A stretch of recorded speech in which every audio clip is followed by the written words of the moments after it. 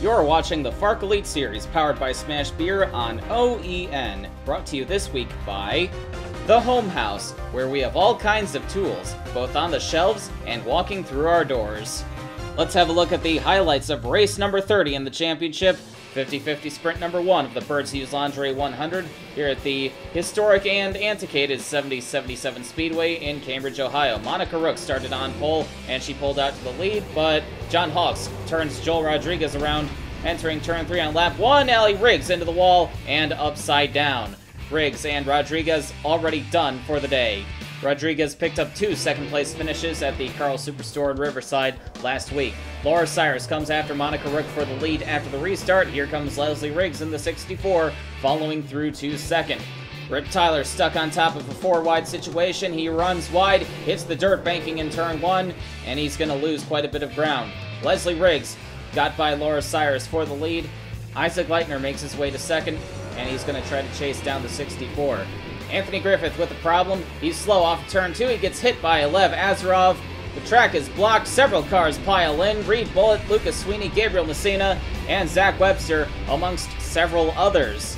And more problems for Rip Tyler as he's going to get caught up in this. Andre Canase hit that wall pretty hard.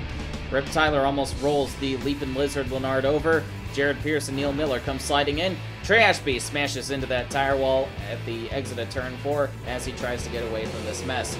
Isaac Leitner runs up into no man's land on the restart, and he's going to lose several positions. Laura Cyrus in the blue 3 fell back several positions as well. Leitner up into no man's land again, into the air as he hits a huge bump, and he can't quite get it back onto the track. He smashes into the wall and starts barrel rolling down turn 3. Lucas Sweeney just barely got clipped by the 94, but that's going to be enough to take Sweeney out. Laura Cyrus suffers the same fate as Trey Ashby, smashes into that tire wall. Laura Cyrus has not had much luck after making her comeback. Even more problems for Rip Tyler. He comes to a stop on the track.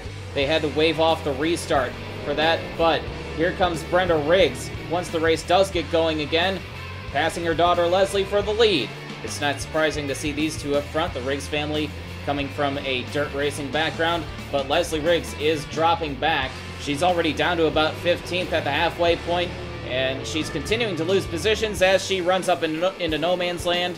And you saw in the background, Lev Azarov up in smoke in the Rus Autosport car after Radomir Stanichev got that team a win at Carl Superstore. He comes to a stop on the track and draws the victory collision glass caution again, but coming back to the caution, Ryan Griffin hits the wall and goes barrel rolling down the track. He gets hit very hard by the 83 of Tammy Barnton, Kiki Hitsuno, and Aoi Mizushima involved as well. Gabriel Messina, Mizushima's teammate, piles in.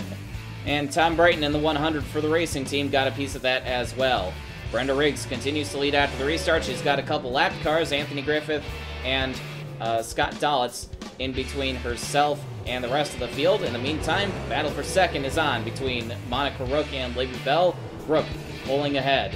Reed Bullitt is making some headway after the 11 team had to pull the hood off of that car. Bullitt up to 7th at this point, but he would eventually drop back to 9th at the end of the race. Tommy Ashby up into no man's land. He swerves back onto the track right in front of Leland Rogers. Contact between the 97 and the 665, but they're able to continue on. Tom Brayton spins up into the wall all by himself and goes barrel rolling down turn 1. Brayton takes himself out of the race after running in position to make the feature.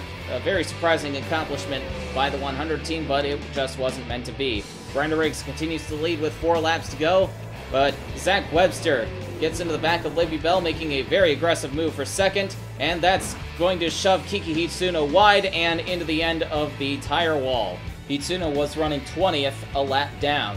The green-white checkered rule is not in effect for the 50-50 sprint, so Brenda Riggs picks up the win under caution. She picked up a win at this track last year as well.